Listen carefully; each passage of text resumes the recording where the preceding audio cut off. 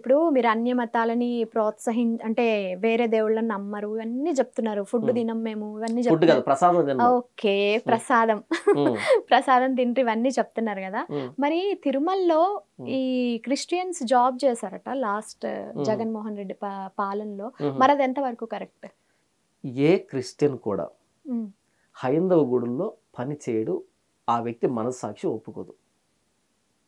ఏ నిజమైన క్రైస్తవుడు కూడా హైందవ గుడుల్లో కానీ క్రైస్తవేతర సంస్థల్లో వారి దేవతలకు సంబంధించిన వాటిలో పని చేయడు, మనస్సాక్షి ఒప్పుకోదు.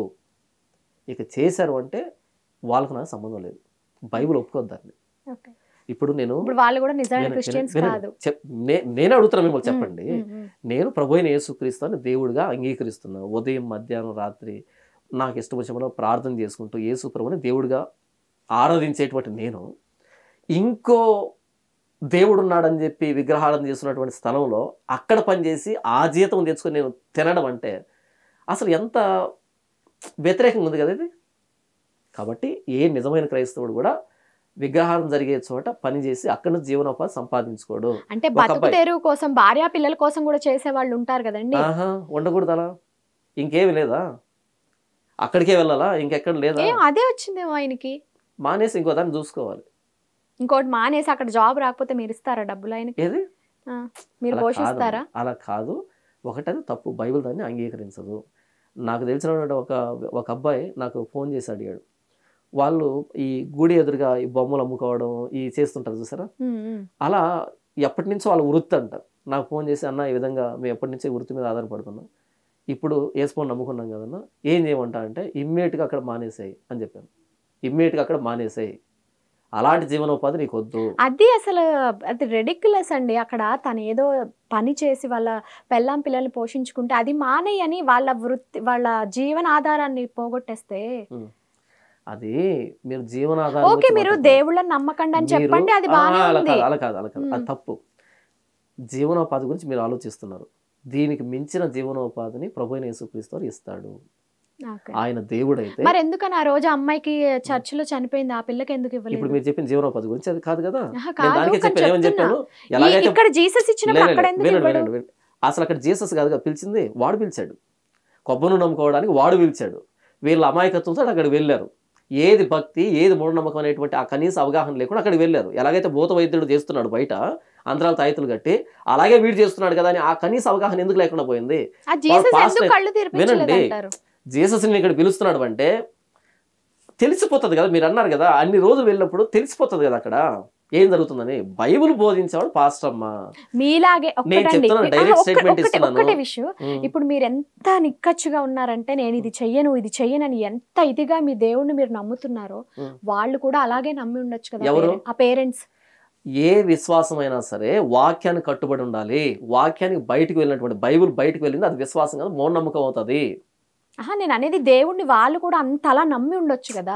దేవుణ్ణి నమ్మడం అంటే ఆయన తన గురించి తాను ఏమని బయలుపరుచుకున్నాడు, ఆయన గుణాలు. అందరూ బైబిల్ చదవలేరు కదా. బైబిల్ చదవనప్పుడు ఇంక మాట్లాడడం దేనికి నాకు తెలియగలుగుతాను. వాళ్ళు బైబిల్ దాకా తీసుకున్నప్పుడు దేనికి? అంటే బైబిల్ చదివిన వాళ్ళే క్రిస్టియానిటీ బైబిల్ చదవాలి, బైబిల్లో ఏముందో తెలుసుకోవాలి. కొంతమంది చదువులేని వాళ్ళు ఉన్నారు. ఒకటి మనకు చదువు రాకపోయినా సరే కొన్ని ఇది వాస్తవమా కాదనేటువంటి ఒక అవగాహన మానవుడికి దేవుడు ఇచ్చాడు కదా, ఒక స్పృహ ఇచ్చాడు కదా. ఇప్పుడు ఆయిల్ రాసి రోజు ప్రార్థన చేస్తున్నానంటే అరే ఈ రోజు వెళ్ళాను, దేవుడి మీద నమ్మకం అనుకోవచ్చు కదా. కాదమ్మా, కొబ్బరి నూనె రాసి ప్రార్థన చేస్తున్నాడు, ఏముంది అక్కడ దాంట్లో కొబ్బరి నూనెలో? ఏం వాళ్ళు అదే నమ్మారేమో. మరి ఇంకేం చేద్దాం ఇలా నమ్మిక. ఇప్పుడు ఏమంటారు, మా మదనపల్లి ఏరియాలో కూడా మేము ఈ రాత్రి చనిపోయి నెక్స్ట్ యుగంలోకి ప్రవేశిస్తున్నాం అని చెప్పి వాళ్ళు కూడా నమ్మారు. ఆ క్షుద్ర పూజలు అవన్నీ నమ్మారు. అలా 2 ఆడపిల్లలు చచ్చిపోయారు. ఒకరిని ఒక చెల్లిని అక్క కొట్టి చంపితే అక్కని తల్లి కొట్టి చంపేసింది. ఏమంటే మేము చచ్చిపోయి ఇంకో జన్మలోకి వెళ్తున్నాం, ఇంకో యుగంలోకి వెళ్ళిపోతాం అని చెప్పావు. కాబట్టి ఏదో చెత్త పుస్తకాన్ని తీసుకొని నమ్మడం, అలా చచ్చిపోవడం, మరలా మా భక్తి నమ్మకం. అంటే ఇప్పుడు చదువున్న వాళ్ళు, చదువుకోవడం వచ్చిన వాళ్ళు, బైబిల్ చదివిన వాళ్ళు మాత్రమే మంచిగా సర్వైవ్ అవుతారు, మిగిలిన వాళ్ళు ఇలా లేదమ్మా. చదువు దాకా కాదు, చదువు కంటే ముందు చదువు అక్షర జ్ఞానాన్ని ఇస్తుంది. చదువు కంటే ముందు మనకు ఒక కామన్ సెన్స్ అని ఉంటుంది, ఇంకిత జ్ఞానం అని ఒకటి ఉంటుంది. ఎదురుగా జరుగుతుంది ఏంటి, ఇది భక్తి మూఢనమ్మకం అనే ఇంకిత జ్ఞానం అని ఒకటి ఉంటుంది మనిషికి. తర్వాత చదువు అనేది అక్షర జ్ఞానం అంతే. మనకు ఒక స్పృహ, ఒక ఎరుక ఏంటి ఎదురుగా ఉన్నది, అనేది, ఆ మోసమా లేకపోతే భక్తి అనేది ఉంటది.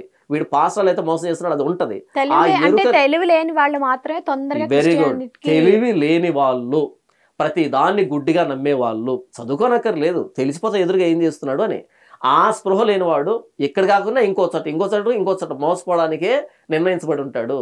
అంతే. జ్ఞానం లేనివాడు ప్రతి మాట నమ్మునని రాయబడింది. జ్ఞానం లేనివాడు ప్రతి మాట నమ్మును. వచ్చింది క్యాన్సర్, రాసేది కొబ్బరి నూనె, ఎలా తగ్గుతుంది నాకు తెలియగలుగుతాను?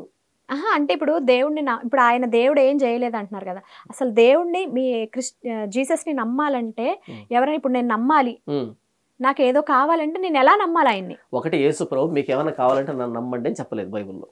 మీకేమైనా కావాలంటే నన్ను నమ్మండి, నేను ఆపద ముక్కులు వాడిని అని. ఇంకా ఆ మాట ఎందుకండి మళ్ళీ ఇదే క్రిటిసైజ్ అంటే? ఏమన్నాను? నాకేమన్నా కావాలంటే జీసస్ నమ్మాలన్నారు కదా, అలా మీ ఆపదలు ఆదుకోవడానికి మీరు అలా చేశారు. మరి జీసస్ ఏం చేశారు ఆ పాపని? ఎందుకు కాపాడలేదని మీరు?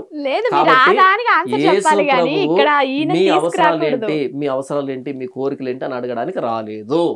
మీ పాప క్షమాపణ కోసం నేను శిలువ మీద ప్రాణం పెట్టాను అని చెప్తున్నాడు ఆయన. మీ పాప క్షమాపణ కోసం నేను శిలువ ప్రాణం పెట్టాను. మీరు ఎక్కడ మిగిలిపోయారు ఇంకా అంటే, నాకేమైనా కావాలంటే వేసుకొని నమ్మాలని ఇంకా ఆ అవసరాల దగ్గరే మిగిలిపోయారు. కానీ బైబిల్ బోధిస్తున్నది ప్రభువైన యేసుక్రీస్తు చెప్పింది అది కాదు.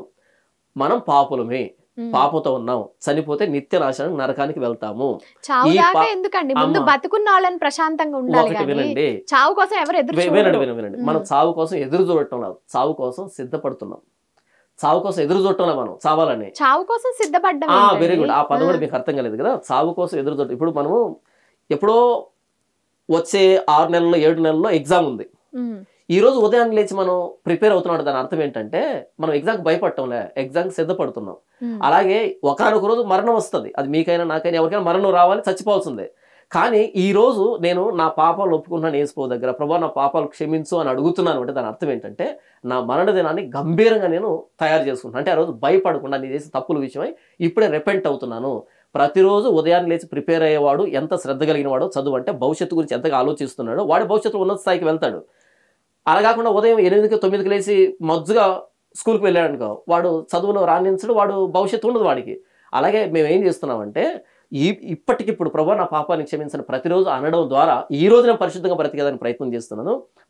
నా భవిష్యత్తు మరణాంతరం నా భవిష్యత్తుని ప్రభువైన యేసుక్రీస్తుతో సదాకాలం ఉండడానికి నేను ప్రయత్నం చేస్తున్నాను. చావు ఎందుకు వస్తుంది అంటే, చావుకి ఎందుకు సిద్ధపడ్డది అంటున్నామంటే, మనకి జంతువులకి ఏ తేడా లేదు. జంతువు కూడా అంతే. ఒకదాన్ని పైన వేలాడి తీసుంటాడు కషాయుడు, తోలు ఒలుస్తూ ఉంటాడు, ఇంకొక దానికి ఇక 4 ఆకులు కట్టుంటాడు ఈ గుంజకి, దీన్ని మేస్తూ ఉంటుంది. అరే ఇప్పుడు మేసి ఏం చేయాలి, ఇప్పుడు దీని ఏం చేయాలి, ఆల్రెడీ దాన్ని ఎక్కించాడు, చర్మం ఒలుస్తున్నాడు, అది అయిపోయిన తర్వాత నన్నే కదా ఎక్కిస్తాడు, ఇప్పుడు తినే ఏం చేయాలి అనుకోదు. ఇది అమాయకంగా తింటాను. నేను చెప్పనండి, అలా కాదు. విషయం ఏంటంటే ముందు చావు ఉంది నా ఎదురుగా అనే వివేచించకుండా ఈ 4 ఆకులను తింటుందంటే, ఈ వివేకమైనటువంటి జంతువుకి మనం ఎటు చస్తామని తెలిసి కూడా ఈ రోజు సిద్ధపడకుండా పాపాలు క్షమించమని అడగకుండా ప్రభువైన యేసుక్రీస్తుని బోధిస్తున్నా సరే, ప్రకటిస్తున్నా సరే, దీనికి ఈ వ్యక్తికి అసలు సంబంధమే లేదు. మీరు చెప్పింది కరెక్ట్. ఇప్పుడు అంటే చావుకు సిద్ధపడాలి, భయపడకూడదు. ఇప్పుడు మీరు నాకు చెప్పిన ఎగ్జాంపుల్ 2 అమ్మాయిలు ఉన్నారే, వాళ్ళకి కూడా ఇదే ధైర్యం. ఏది? ఇప్పుడు చావుకు సిద్ధపడాలని చెప్పారు కదా, మేబీ అదే కారణం వాళ్ళు చావుకు కూడా భయపడకుండా వాళ్ళ జీవితాన్ని నాశనం చేసుకున్నారు. నేను అదే చెప్పాను. నేను అదే చెప్తున్నాను. చావుకు సిద్ధపడడం అంటే ప్రతిరోజు మన పాపాల నుంచి మనం క్షమించబడడం, పరిశుద్ధంగా బ్రతకడం, దేవుడికి భయపడి బ్రతకడం. అంతేగాని డంబెల్ తీసుకుని ఎత్తి మీద కొట్టి ఒక ఆవిని చంపాలి, ఆ తర్వాత ఇంకొక ఆవిని నోట్లో గుడ్డబెట్టి కొట్టి చంపాలి, ఇది కాదు. ఇది సూసైడ్. చావుకు భయపడలేదు వాళ్ళు. చావు భయపడ్డం కదా, మూఢత్వం. రైల్వే ట్రాక్ మీద పడుకునేవాడు కదా చావుకేం భయపడ్డావు, అది మూఢత్వం. అది కాదు.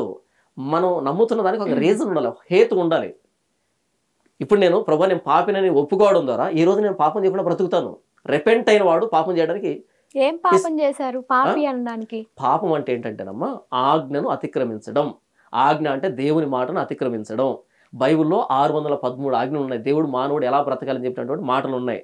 ఈ మాటలు మనం భౌతికంగా మేరుతాం, ఆలోచన పరంగా మేరుతాం. నీ పొరుగు వారి దగ్గర దేన్ని ఆశించకూడదు అని ఉంది, అది ఆలోచనకు సంబంధించింది. అబద్ధం ఆడకూడదు, వ్యభిచరింపకూడదు, నరహత్య చేయకూడదు, దొంగలించకూడదు, అబద్ధ సాక్ష్యం చెప్పకూడదు, దేవుని కాకుండా ఇంకో విగ్రహాన్ని మొక్కకూడదు, తల్లిదండ్రులను సన్మానించాలి. ఇవన్నీ కూడా ఏంటంటే ఇలాంటి 613 ఆజ్ఞలు బైబిల్లో ఉన్నాయి. ఈ మాటలు మీరి ప్రవర్తించేదాన్ని పాపం అంటాం. ఆ ఆజ్ఞలు ఏంటో తెలియనంత కాలం ఎక్కడ మీరుతున్నామో కూడా తెలియదు. పాపం అంటే చేసేదే కాదు, పాపం అంటే మానసికంగా చేసేదని కూడా పాపం అనే బైబిల్ చెప్పింది. కాబట్టి ఒక్కసారి నేను రిపెంట్ అవుతున్నా అంటే, పశ్చాత్తాపడుతున్నా అంటే, ప్రభు పలానా విషయం తప్పు చేశానని, ఇంకోసారి ఆ తప్పు చేయడానికి భయపడతాను. అంటే చిన్నప్పటి నుంచి నేను విని పెరిగింది ఏంటంటే, మనం పుట్టింది ఒక కారణ జన్మం అయి ఉంటది. నువ్వు చచ్చేలోపు నలుగురికి సాయం అన్నా చెయ్యి, మంచి పేరన్నా తెచ్చుకో, ఒకరికి ఉపయోగపడేలాగా ఉండు, చావు వచ్చే వరకు వెయిట్ చేయని నేను విన్నాను. కానీ చావు కోసమే నువ్వు చావు వస్తుందని భయపడకు, అప్పటిదాకా ధైర్యంగా ఉండని నేను ఎప్పుడు వినలేదు. అండ్ నాకు ఇది కొంచెం ఆక్వర్డ్ గా కూడా అనిపిస్తుంది. ఓకే, అది మీరు వినలేదు కాబట్టి ఆక్వర్డ్ గా అనిపించింది. 10 మందికి సహాయం చేయని మీరు అన్నారు కదా, ఆ 10 మందికి సహాయం చేసేది ఎప్పటి ప్రారంభం అవుతుంది అంటే, మొదట నేను ట్రాన్స్ఫార్మ్ అయినప్పుడు, నేను రూపాంతరం చెందినప్పుడు, నా బుద్ధి మారినప్పుడు, నా ఆలోచన మారినప్పుడు నేను పక్క వ్యక్తికి సహాయపడతాను. నేను మంచోడిగా మారినప్పుడు సహాయపడతాను. అంటే బాప్తిసం తీసుకుంటేనే అవుతారా? బాప్తిసం తీసుకుంటే కదా. బాప్తిసం అన్నది నేను లోపల మారాను అనేదానికి అవుట్వర్డ్ ఏమంటారు రూపం, అది బయట రూపం. అది నేను మారాను అనేదానికి బయట కనిపించేది బాప్తిసం అన్నది. నేను మారాలి అంటే ఫస్ట్ నేను రిపెంట్ కావాలి, పశ్చాత్తాపడాలి నేను చేసిన పాపాలకి. నేను మారినప్పుడు 10 మందికి కాదు 20 మందికి ఉపయోగపడతాను, మంచి పౌరుడిగా ఉంటాను నేను. అంటే క్రిస్టియన్ గా మారితేనే ఇవన్నీ సాధ్యం అంటున్నారా? క్రిస్టియన్ గా కాదు, ప్రభు అయిన యేసుక్రీస్తుని సొంత రక్షకుడిగా ఎవరైతే అంగీకరిస్తారో. ఒకటే కదండి. అంటే క్రిస్టియన్ అంటే మీరు సెక్యులర్ ఏదో మతానికి ముడిపెట్టినట్టుంటే నేను అది చెప్తున్నాను. కాదు, ప్రభు అయిన యేసుక్రీస్తుని ఎవరైతే అంగీకరిస్తారో క్రిస్టియన్ ఒకటి నమ్ముతున్నారు మీరు, అదైతే మైండ్ లో ఉంది. కాదు, అంటే సెక్యులర్ గా దీన్ని కూడా మతాల జాబితాలో వేశారు. అప్పుడు మనం మాట్లాడుకునేటప్పుడు అక్కడ అలాగే మాట్లాడుకోవాలి. కానీ రియాలిటీలోకి వచ్చినప్పుడు ఇది మతం కాదు, ఇది నిజం, ఇదే నిజం. ఏ నిజం? యేసు ప్రభు అయిన యేసుక్రీస్తు వారే నిజం, ఇంకెవరు నిజం కాదు. నేనే మార్గం, సత్యం, జీవం, నా ద్వారా తప్ప ఎవరు తండ్రి ఎందుకు రాడు యేసు చెప్పాడు కదా. ఆయన మాట ప్రకారంగా యేసు ప్రభువే నిజం. ఇదేనండి నేను స్టార్టింగ్ నుంచి చెప్పుకొచ్చేది ఇదే, నా దేవుడే నిజం అంటే మిగిలిన దేవుళ్ళని. మౌనిక గారు, నా దేవుడు కాదు, మీ దేవుడు కూడా మీకు తెలియదు కాదు. వినండి, అలా కాదు. మీరు ఒప్పుకున్నప్పుడు నేను ఎందుకు ఒప్పుకుంటా? అలా కాదు, నా దేవుడు కాదు ఆయన, మీ దేవుడు, మనందరి దేవుడు, మానవ జాతిని సృష్టించిన దేవుడు ఆయన. అయితే నేను తెలుసుకున్నాను, మీరు తెలుసుకోలేదు. అంటే ఇప్పుడు నేను చిన్నప్పటి నుంచి చదివినదంతా విన్నదంతా అంతా అబద్ధం అంటారు. యేసు ప్రభువే నిజం అన్నప్పుడు ఆయన కారణంతా అబద్ధమే కదా. ఎక్కడ యేసు ప్రభువే దేవుడు నాకు ఎవరు చెప్పలేదు. అది మీ సమస్య, చెప్పలేదంటే మీ సమస్య. అది సమస్య అంటే ఏమో నా చుట్టుపక్కల ఎక్కువగా ఉన్న వాళ్ళు హైందవులు అంటే ఇవి నమ్మే వాళ్ళు ఎక్కువ కావచ్చు, క్రిస్టియానిటీ అంటే నమ్మని వాళ్ళు అని కూడా అయి ఉండొచ్చు కదా. మనకు వినపడలేదు, మనకు తెలియదు అన్నంత మాత్రం చేత అది లేదని కాదు. మన దాకా నేను కూడా అదే చెప్తున్నా, మీ దేవుడు సత్యమైనంత మాత్రాన మన దేవుడు లేదు, నేను మీ దేవుడే అంటా, మీ దేవుడే అంటా. మానవ జాతిని సృష్టించిన దేవుడు ప్రభువైన యేసుక్రీస్తు. ఒప్పుకోవాల్సిన అక్కర్లేదమ్మా. మీ దేవుడు గొప్పవాడైనంత మాత్రాన మిగిలిన దేవుళ్ళు తక్కువ అని కాదు. నేను అదే చెప్తున్నా. ఇప్పుడు మీరు అదే వచ్చారు మాట. నువ్వు నమ్మనంత, నీకు వినిపించినంత మాత్రాన అది లేదు అని మీరు ఎలా అన్నారో, ఇప్పుడు మీ దేవుడు సత్యం అని అన్నారంటే మిగిలిన వాళ్ళు లేరని కాదు, ఎవరివే కాదమ్మా. సత్యం ఒకటే ఉంటది, 2-3 సత్యాలు ఉండదు. నేనే మార్గం, నేనే సత్యం, నేనే జీవం, నేనే అనే ఎక్స్క్లూజివ్ స్టేట్మెంట్ యేసు ప్రభు ఇచ్చాడు. కాబట్టి నేనే అన్నప్పుడు ఇంకొకరిని ఇంక్లూడ్ చేయట్లేదు ఆయన. ఎక్స్క్లూజివ్ స్టేట్మెంట్ అది. నమ్ముతారా నమ్మరా అన్నది మీ వ్యక్తిగతం. అది కానీ చెప్తుంది ఏంటంటే ప్రపంచ మానవ జాతిని ఈ సృష్టిని తయారు చేసిన సృష్టికర్త యేసు ప్రభువే. ఓకే, మీ వేలో యేసు ప్రభువే, మా వేలో వేరే. నేను సనాతన ధర్మాన్ని నేను నమ్ముతాను కాబట్టి మీ వేలో యేసు ప్రభు గొప్ప, నా వేలో నా శ్రీకృష్ణుడు శ్రీరాముడు గొప్ప.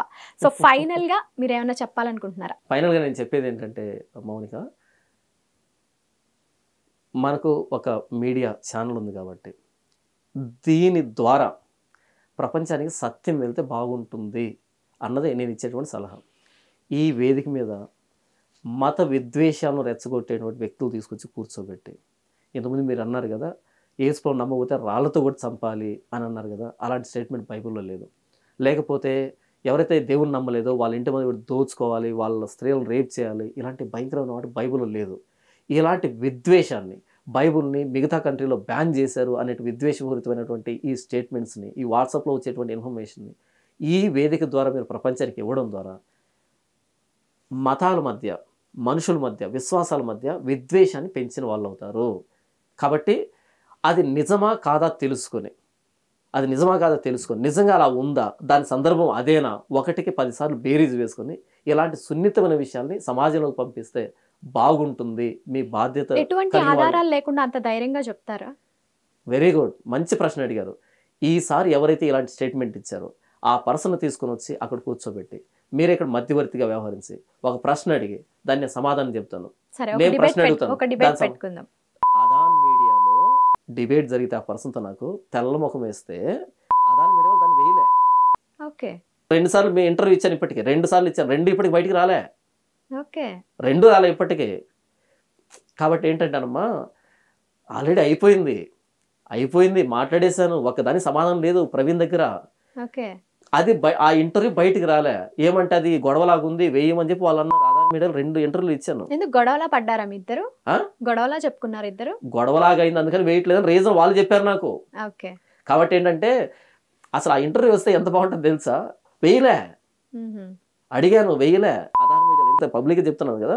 కాబట్టి ఎవరు ఆ మాట అన్నారో ఆ మాట ఎదురుగా ఉంటే నేను అడిగే విధానం వేరే ఉంటుంది. మీకు తెలియదు కదమ్మా, నేను ఏం చెప్పినా వినాలి, ఆ వ్యక్తి ఏం చెప్పినా వినాలి.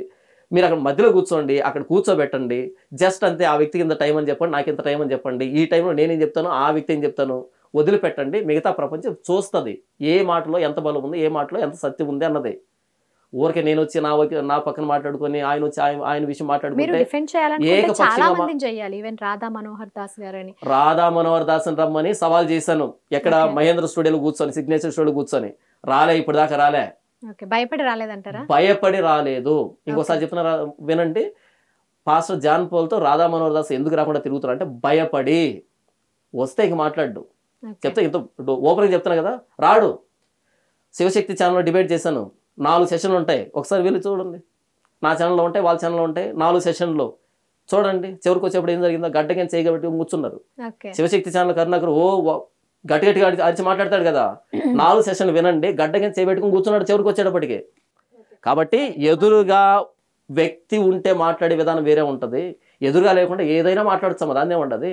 ఎంత బహిరంగంగా ధైర్యంగా చెప్తున్నాను కదా. మీ ఇష్టం, ఎవరైనా సరే బైబిల్ మీద తప్పుడు ప్రచారం చేస్తున్నారు, ఎవరినైనా తీసుకోనండి, మీరు అక్కడ కూర్చోండి, అక్కడ ఆ వ్యక్తిని కూర్చోబెట్టండి, ఆ వ్యక్తికి ఇంత టైం అని చెప్పండి, నాకు ఇంత టైం అని చెప్పండి. ఆ టైంలో ఎవరేం మాట్లాడతాం అన్నది ప్రేక్షకులు డిసైడ్ అవుతారు. అప్పుడు ఏది సత్యమని తెలుస్తుందమ్మా. ఊరికే వాట్సాప్లో వచ్చేటువంటి ఈ మాటలన్నీ పట్టుకొని క్రైస్తవం మీద ఎంత విష ప్రచారం చేస్తున్నారమ్మా, తప్పిది. అది నేను మీకు చెప్పేటువంటి సలహా అమ్మ.